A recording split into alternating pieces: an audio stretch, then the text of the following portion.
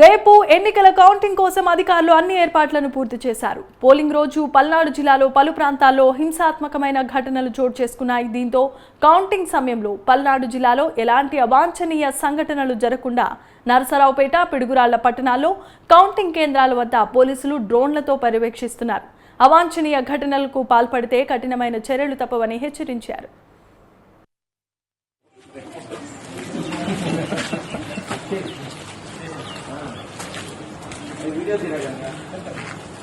నువ్వు తీరా నువ్వు